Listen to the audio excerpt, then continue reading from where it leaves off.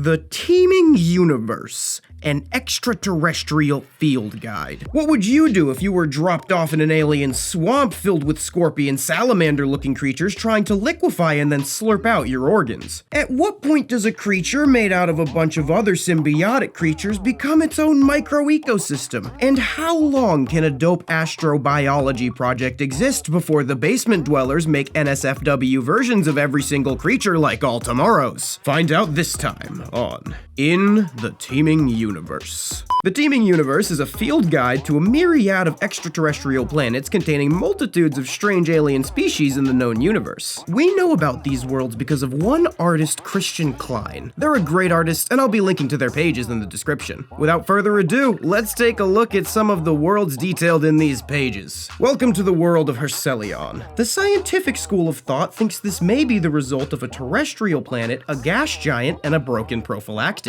Halfway between the mass of Earth and Uranus, the large size of this planet has significant effects on the evolution and biology of the life forms that call this world home. Hurcelion has a gravity of over double the obesity of Earth's and a thick, soupy atmosphere. The high atmospheric pressure in tandem with rampant volcanic activity has turned the surface into a hot, hellish environment almost as unlivable as New Jersey, with shallow oceans and limited biodiversity. The surface is sparsely populated by plants and small, flat, creeping animals that got Darwinian smushed by the intense gravity, but the true beauty of Hurcelion can be seen in the skies. There are two main classes of life in this world: Aperticorolusians, the aforementioned hell beetles, and Supernatians,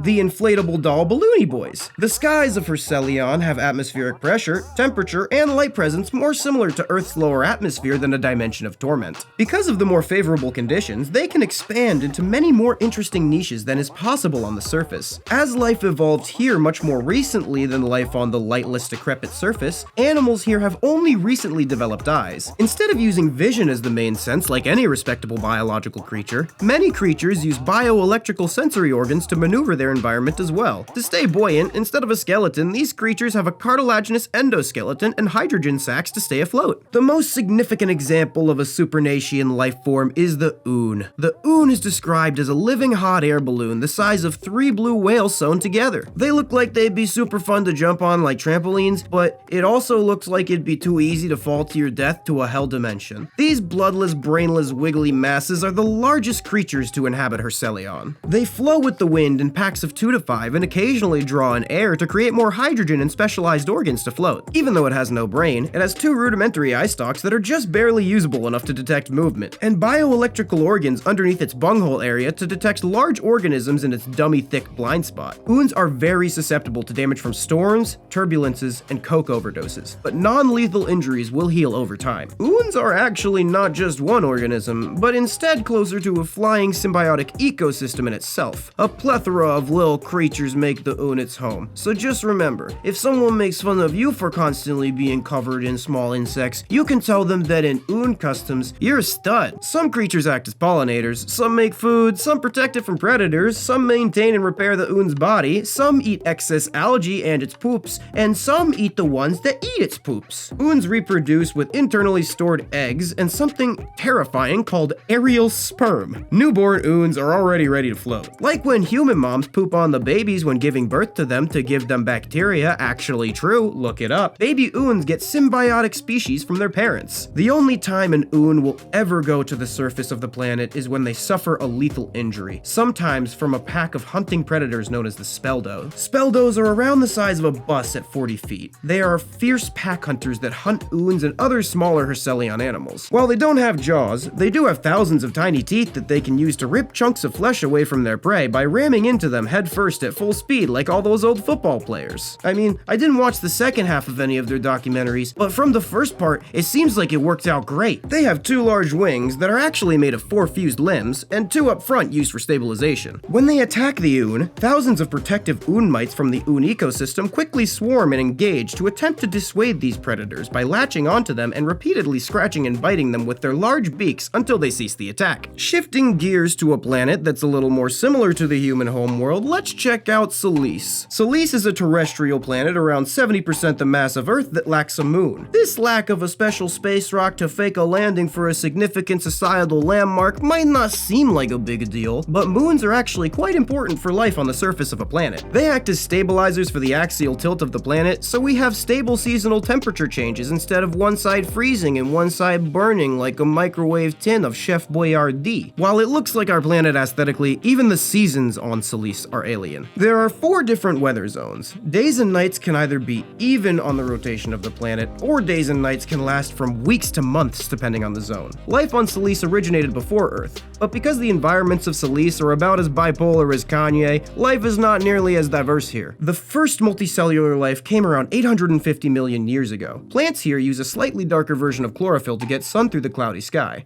and most of them hibernate and germinate during particular seasons to adjust to the strange environments on Selise. They never evolved with cellulose in their cell walls, rather using fibrose or chitin-like earth insects. My favorite plant on Selise is the carnivorous Torproot, which, like some earth plants, supplements nutritional deficiencies in the area with live animals. Speaking of animals, for the most part, animals on Selise are near the ocean because those ecosystems are the most conducive to life on this planet. Many are entirely aquatic or amphibious, just over 10% are completely terrestrial. In addition, most animals have a fast metabolism and quick lifespan because the weather likes to murder everything routinely. Die young, leave a pretty corpse, that's what I say. You should say something else. One of the largest and most fearsome animals on the planet is the Santhire, carnivorous amphibious predators that range in size between 2 to 8 feet. A quote from the field guide: they have a bulbous cephalon which features a tough oserkerite shell covering a brain casting, and this shell connects to several additional bony segments lining the rest of the body. Like most Discord users, there's also green and yellow moss that coats their bodies because they often stay still for a long time. Their eyes are unable to move in their sockets, and because of this, they can only look forward. Just like you, aside from the 2 times in their life they meet to mate, they are solitary creatures. Their saliva has a deadly toxin for incapacitating prey, and then like a spider, they slurp out all the juices like a blood and guts slurpee. Like amphibians, they respirate in part using their skin, so they need to be consistently moistened. During winter, they move much more slowly and become completely aquatic, and during mating season, the males and females will release smells, and like how when you put your nose up to their anus and deeply inhale, the males will follow the smell of the females to mate with them. Another interesting organism on Selise is the Behari. Even though I know it kind of looks like a plant, that is a dirty, dirty lie that your earth brain has fed to you.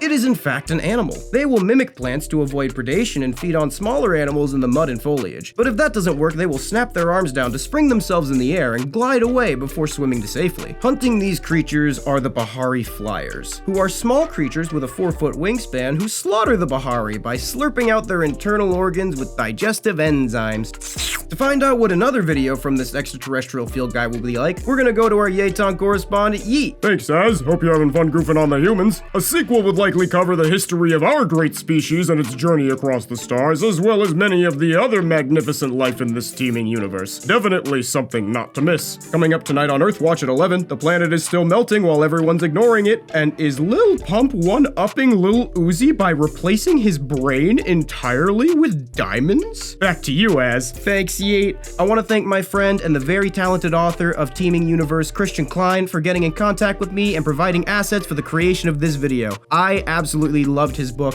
and you should definitely go check out all of his stuff and buy multiple copies of it right now because he's super talented. And honestly, if you don't, you're kind of missing out. Anyways, if you like this and you want to see another installment, make sure to like, sub, and hit the bell with all notifications enabled.